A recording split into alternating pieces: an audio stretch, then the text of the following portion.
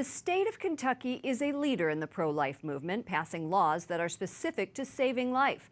Yesterday at CPAC, I spoke with the state's governor, Matt Bevin, about those laws and why he and his family have to travel in a 12-person van. Governor, thank you so much for taking time. Great to be with you. Thank you. Let's talk about the pro-life bills in your state and what is happening to those. Are you winning? Are you losing? We are winning, and we're winning big. And bigly. Somebody has said that before. Big league, as somebody has said. I mean, the reality is we've made progress. These bills have been bottled up for a long time. Ours is a socially conservative state. We are a pro-life state. The vast majority of folks have been supportive of these, but we've had a House that was controlled by liberal Democrats for 96 years, and so these things didn't come out. Last year, we passed an informed consent bill. This year, we passed a 20-week ban on abortion. We passed the requirement that an ultrasound be provided as part of the entire initial discussion as somebody would be seeking an abortion. These things have been challenged. We had 3 abortion clinics, which are now down to 1. There's only 1 left in the Commonwealth of Kentucky. And again, we're not making a big, victory dance on this. We're holding people to the law, and we're allowing people to be able to now vote on things that they've wanted for quite some time. We talked about adoption, and I know that you have adopted children. Yes. Tell me about the culture of adoption and how you are working on fostering that in Kentucky. It's broken in America. It's broken in Kentucky. There's nobody who does it as well as it should or could be done.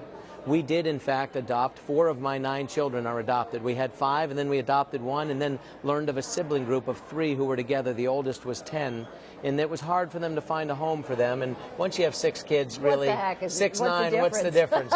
Just another. So we've been blessed. We were an ability to feed. And my mother I was one of 6. My mother used to always say, "Well, just add a little more water to the soup."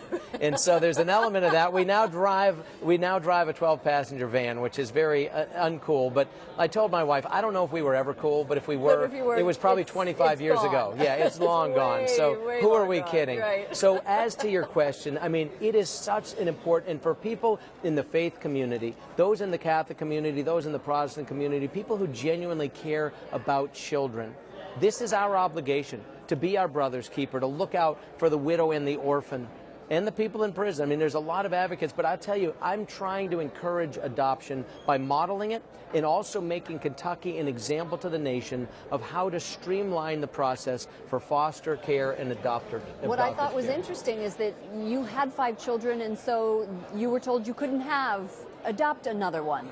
Is that part of the broken system? It is. Our 5 children were our biological children, but we went initially to adopt a child in the foster care system in Kentucky. And after a whole year of parenting classes, some of which were taught by people who didn't even have children, ironically, I kid you not, I mean, these types of things, being fingerprinted multiple times, writing checks here and there, having people in and out of our home, interviewing our kids, and all this, only to be told at the end of it that it was determined by the state, who I never did find out, that it was be best for this child. There was an 11-year-old girl who had never had a home, wasn't likely to get a home. It was determined by a bureaucrat that she should stay in the foster care system because she might get more attention than to be one of, heaven forbid, 6 children. And it was that kind of thinking that's part of what drove me to run for governor. That and the fact that our pension system is broken, those 2 things singularly and together were the reason that I ran. They're both broken for no good reason. The adoptive system and the foster care system has got to be better served in America.